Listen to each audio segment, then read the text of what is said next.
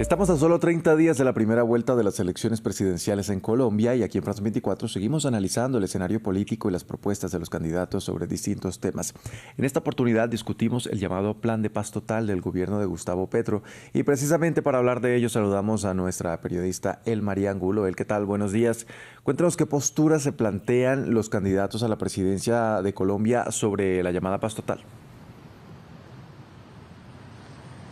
Buenos días, Andrés. Pues las posturas de los candidatos que aspiran a suceder al saliente gobernante Gustavo Petro en la Casa de Nariño en torno a su promesa de campaña, la promesa bandera con la que llegó en el año 2022 a la presidencia, que es justamente su política de paz total, son profundamente divididas. Vimos cómo en el último fin de semana la escalada de atentados que se registró en el suroccidente del país, principalmente en departamentos como por ejemplo Cauca, Valle del Cauca y Nariño, logró que al cierre de estas campañas políticas, a solo 4 semanas del desarrollo de la primera vuelta presidencial en la que el país elegirá al sucesor de Gustavo Petro, diera un giro. Vimos cómo en las últimas semanas el foco se centraba en la crisis económica y fiscal que afronta el país, pero en este momento la discusión de todos los candidatos a la presidencia gira en torno al aumento de la violencia en la nación, y no es para menos. Según cifras del Ejército Nacional de Colombia, en solo 24 horas el país vio al menos 26 atentados en esos territorios que ya mencionábamos. En ese orden hay profunda división. Vemos como por el lado de la izquierda el candidato del oficialismo, Iván Cepeda, hace énfasis en defender la política de paz total, que recordemos lo que planteaba era llevar a cabo negociaciones simultáneas no solo con las disidencias de las FARC y con el ELN, sino también con bandas criminales como por ejemplo el Clan del Golfo. En contraste, candidatos de la extrema derecha como Paloma Valencia, en representación del Centro Democrático, han pedido el fin de esta llamada paz total y han propuesto reemplazar la paz total por lo que a su juicio calificaría como una política de seguridad total muy alineada a lo que implementó en su momento el gobierno del entonces mandatario Álvaro Uribe Vélez. Vemos también como otros candidatos que puntean en la intención de voto de cara a estos comicios, como por ejemplo Abelardo del Espriella, van en la misma línea que Paloma Valencia y exigen un cambio que se torne en resultados de disminución de la violencia. De hecho, en las últimas horas, la Asociación Colombiana de Ciudades Capitales, ASOCapitales,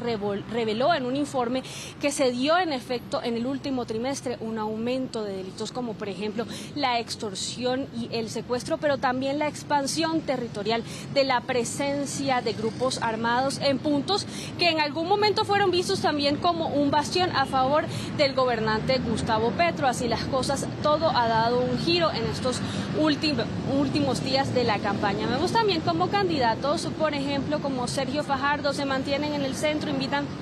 a que no haya polarización entre los candidatos. Sin embargo, cifras del Instituto de Estudios para el Desarrollo y la Paz, INDEPAZ, ya alertaban sobre el primer trimestre de este año, del 2026, como el más violento en registrarse en la última década en el país. De hecho, este debate sobre el aumento de la violencia en la nación se ha trasladado también en las redes sociales, en donde hemos evidenciado un punteo, una controversia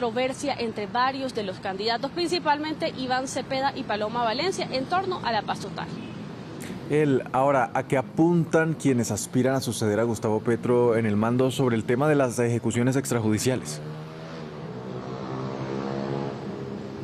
El tema de las ejecuciones extrajudiciales es un segundo tema que también está en este momento en el centro, y es justamente porque esta semana la Jurisdicción Especial para la Paz, que recordemos fue el organismo creado en virtud de la implementación de lo pactado entre el entonces gobierno del presidente Juan Manuel Santos y la extinta guerrilla de las FARC, aumentó el número de casos de estudio de ejecuciones extrajudiciales a 7.837 casos. Esto luego de que el presidente de la JEP indicara que fue ampliado el periodo documental analizado, ahora es de 1990 a 2016. En este orden, Paloma Valencia ha controvertido lo dicho por Iván Cepeda en redes sociales, que ha reclamado